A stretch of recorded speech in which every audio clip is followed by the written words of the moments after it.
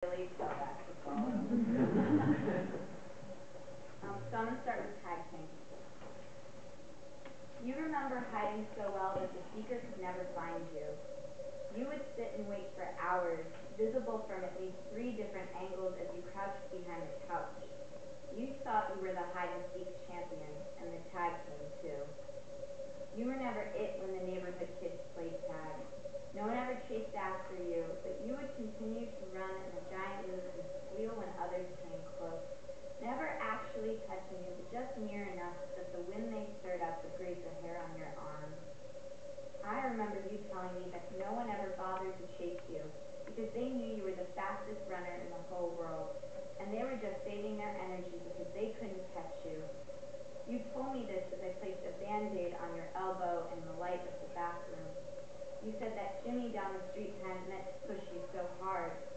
It was an accident, Mommy. Jimmy was just trying to be funny, and you laughed like he was funny. I remember you boasting over the dinner table one night that Amy had given you a nickname, Einstein. You rambled in childish delight about how this meant that you two were really good friends, because only really good friends gave each other nicknames. You had tried to think of one for her, but you couldn't, and you said she laughed at you. But you weren't sad when you told me this, and you said that you figured you would just call her Amy because Amy was a pretty name. Then you told me it was silly to cry just because I was proud of you. You remember that the neighborhood kids stopped including you in their games as you grew up. They stopped calling you Einstein and started not calling you at all.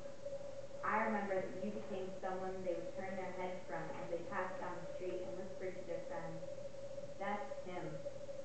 I remember you began to talk less and less. Why did people pretend not to know you anymore?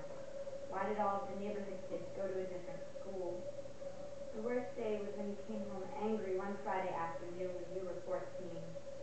You said that you had asked Amy to go to a movie with you and that she had said no and called you one of the words that I said was bad and shouldn't be used. You said she yelled at you to stay away from her because you were a freak and you weren't normal. I watched old reruns on television with you instead that night, but you weren't very interested in the show. You sat with your head down, staring at your old knit baby blanket that I had placed over your legs. You kept pulling at the blue thread, kicking and jerking until one came loose.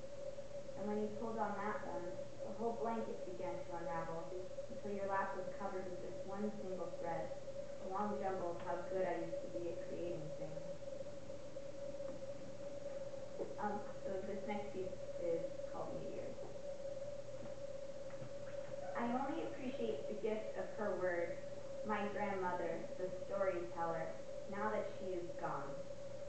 She told me of her years in Bergen-Belsen when she had no roof and would fall asleep to the heartbeat of stars above her, crafting her own cover of words, given as an offering to me, and when she spoke, her eyes were fixed bright.